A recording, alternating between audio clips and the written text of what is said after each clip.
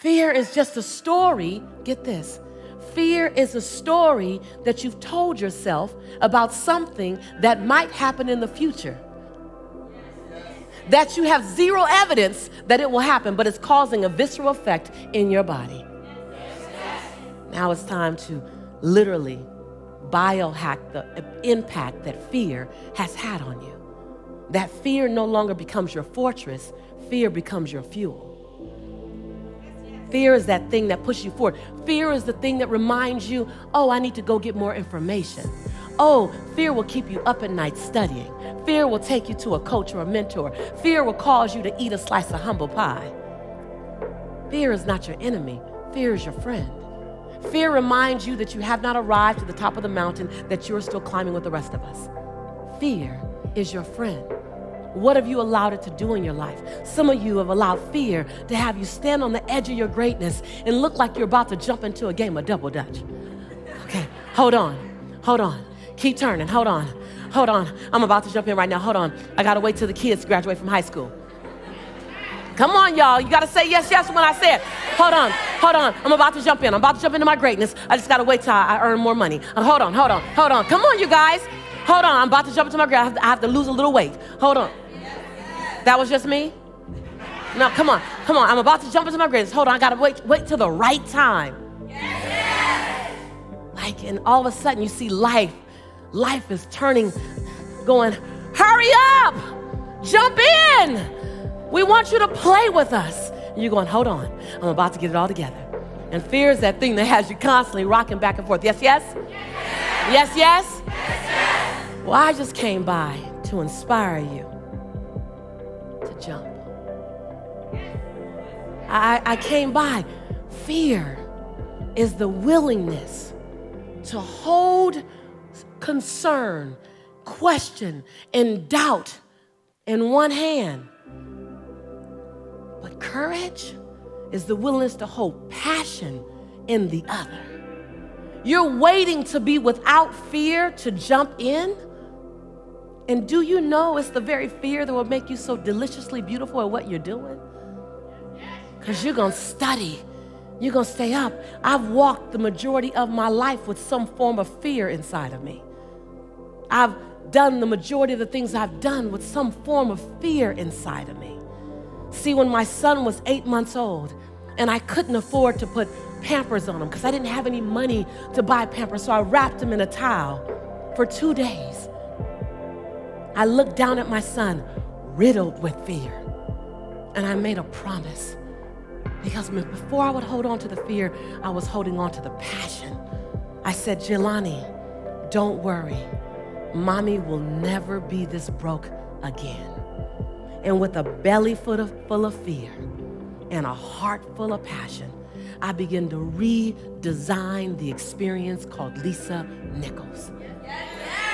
So I just stopped by to ask, are you willing to redesign and to up-level the design, the experience called you? What would you do if you knew you couldn't fail? How big would you play if you knew that you can survive any heartbreak, any breakdown, any betrayal? What would you do if the things that you were afraid of you knew were absolutely nothing? They were all opportunities for you to get stronger in your faith, stronger in your resiliency. What would you do?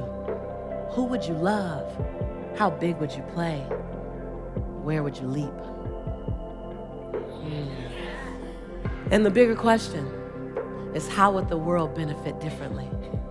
How would the world benefit differently because who you've decided to be? How would the world be a better place to live because fear didn't have you standing on the edge? What would you do if you were told that you get to do it afraid? That you don't have to wait for the fear to leave? That when you get an action, the fear has to dissipate into the nothingness that it always was? What would you do?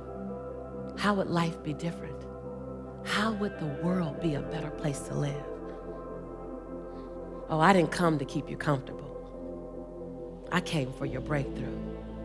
I came to challenge you to play in the biggest field you've ever played in. I came for you to challenge the fear that might be inside of you and to redesign and reprogram it. You look at it long enough, you be with it intimately enough, and it has to dissipate.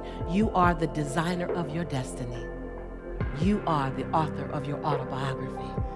You write the story of your life. No one can write your financial story. No one can write your spiritual story. No one can write your emotional story but you. The pen has always been in your hand. The pen has always been in your hand. I say write a story that's going to be damn good to read. Yes, yes? Yes, yes? Yes, yes? Yes. And when you do that, you will have to reprogram the fibers of your being.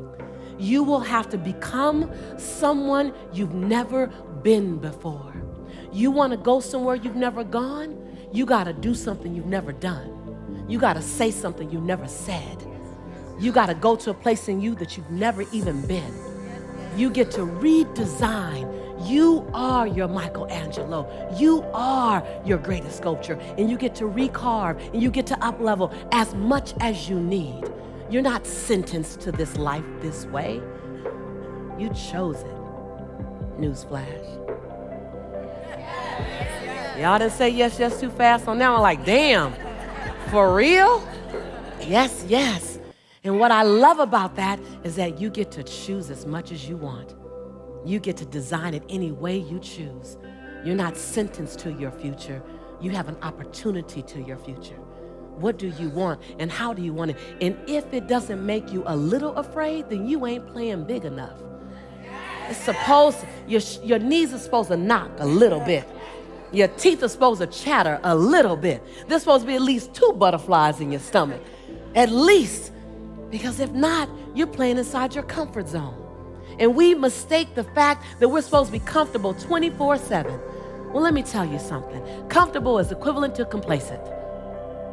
I'll choose inconvenience every day, any day, to make a difference on the planet. I don't mind being mildly to moderately to significantly inconvenienced to leave my fingerprint on this planet. Yes, yes?